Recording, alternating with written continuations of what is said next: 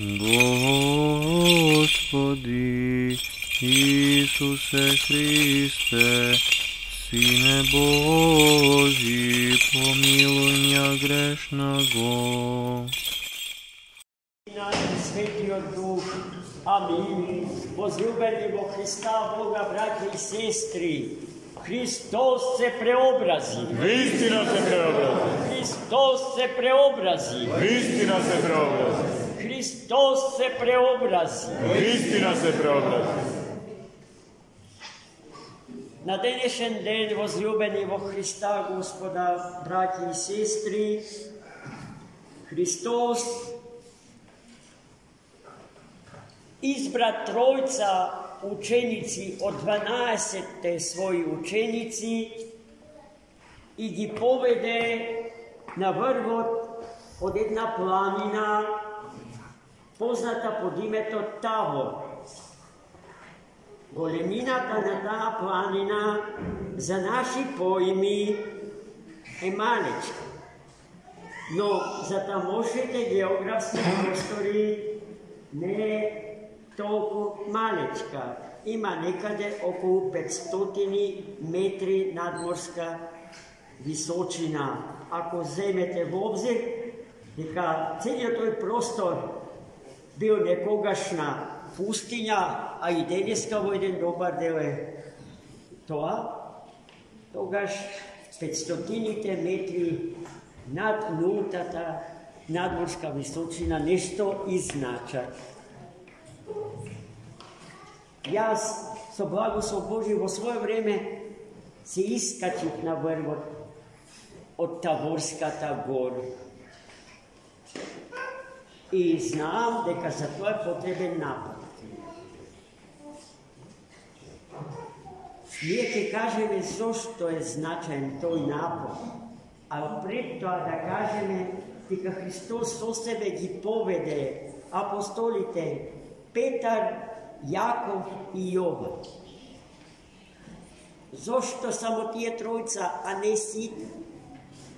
Затоа што меѓу тогашните 12 апостоли беше и Јуда, за кого што Христос сметаше дека е недостоен да го види тоа што ќе го видат тројцата апостоли. Но за да не се почувствува изолиран и отврлен, тој го остави во заедница со другите апостоли. И ноќта тргна Христос со Петра, Јакова и Јована на врвот од Тавор. Самото искачување од подножието на планината до незиниот врв има исклучително символичко значење. Најпрво затоа што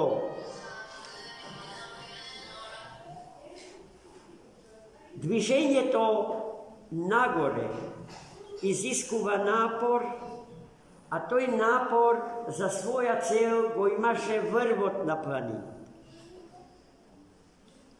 Светите отци сметаат дека веќе на самиот почеток од денешното евангелско четиво се афирмираат две крупни христијански добродетели: трудолюбивоста и богомислието.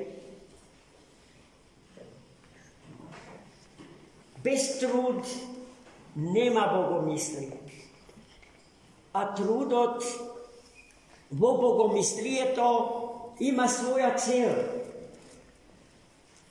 Врвот на планината е богооткровението. Врвот на богомислието е богооткровението. Врвни и вистински богомислители се само оние кои што го виделе Бога, само оние кои што Бога го гледале, а не академски учените теолози.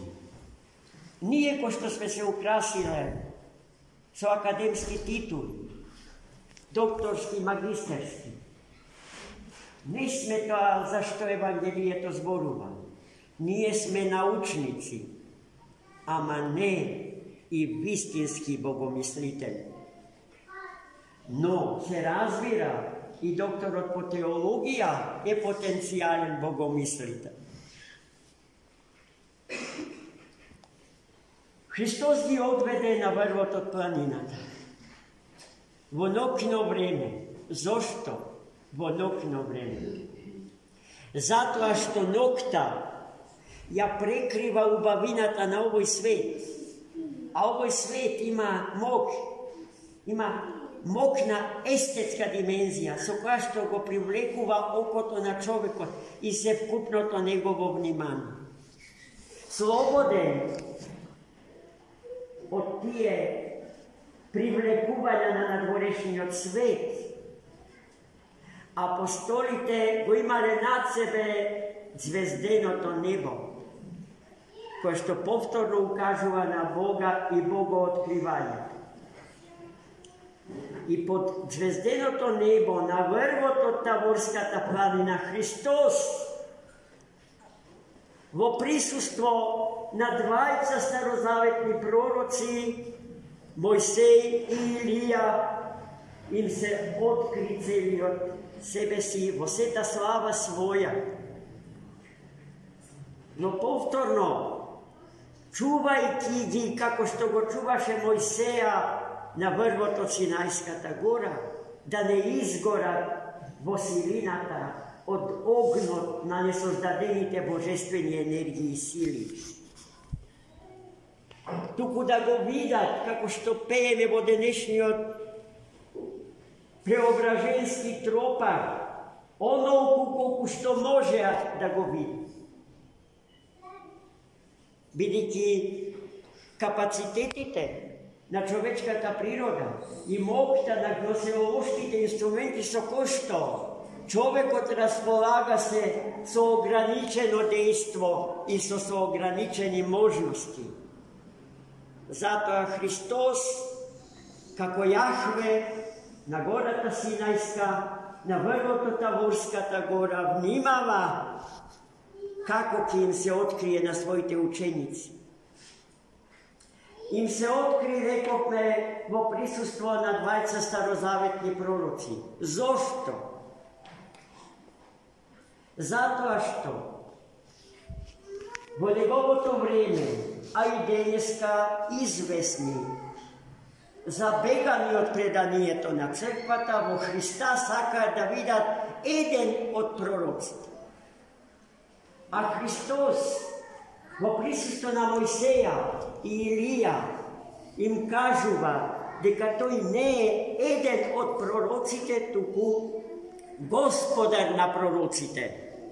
А пророците се негови слуги, браќи и сестри. Тоа што тој не е.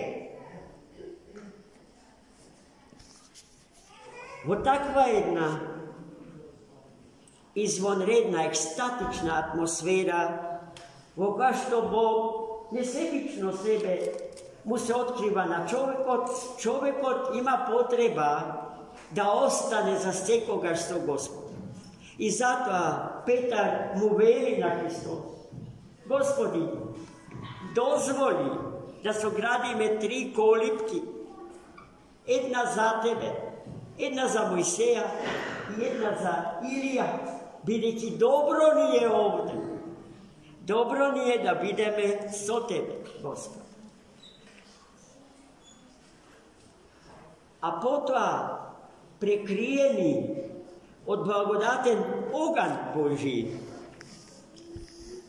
го чуја громогласниот глас на Отецот, упатен до Синот воплотен, Христа Богочовекот: Ово е мојот возлюбен Син, на него е мојата милост, него послушајте го.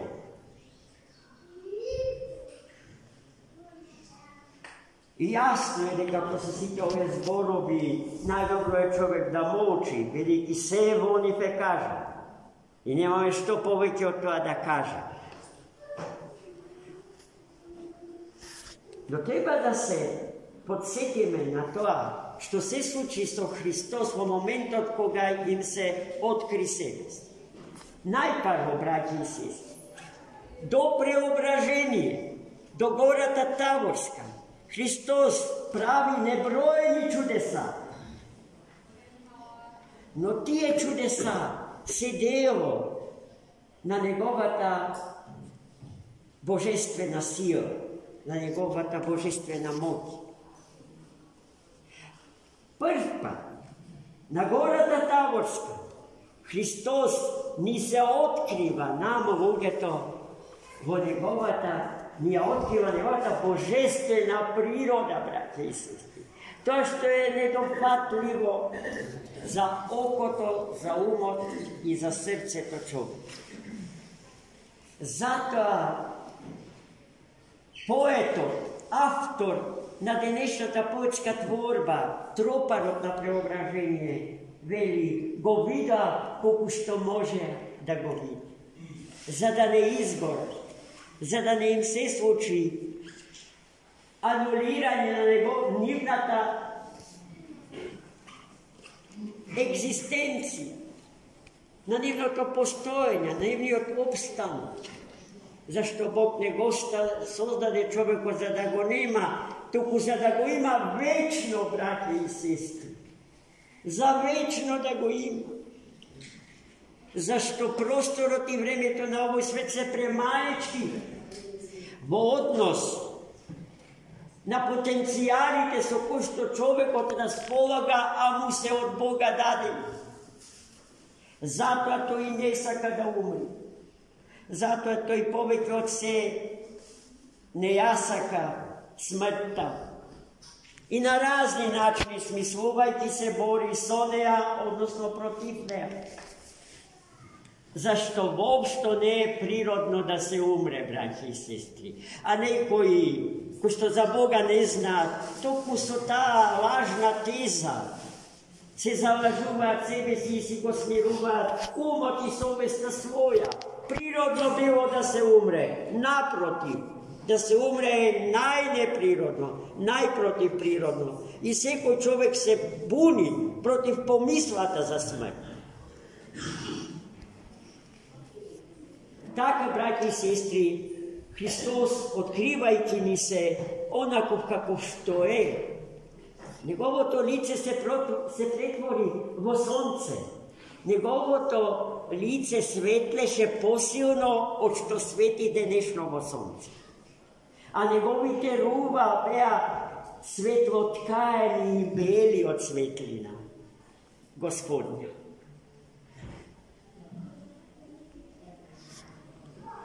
Pa vo takva situacija u društvu so nego, koji bi sakao da si otide, da se razdeli so Hrista Gospoda? Niti.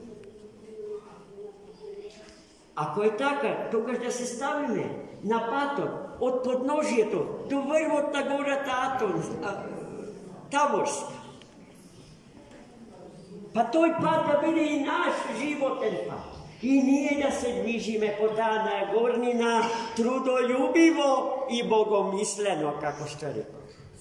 Neka nije česti praznik i blagosloven od Boga. Vidljivi ikoni za današnjata preobrazba na ličnosta bogočovečka Hristova se vinoto i lebot.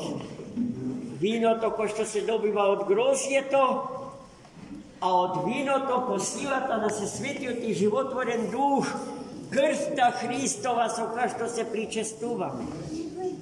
Lebot ko što se dobiva od pčenicata, odnosno brašnoto, zamesen so sol i so kvasec i so malku vodička.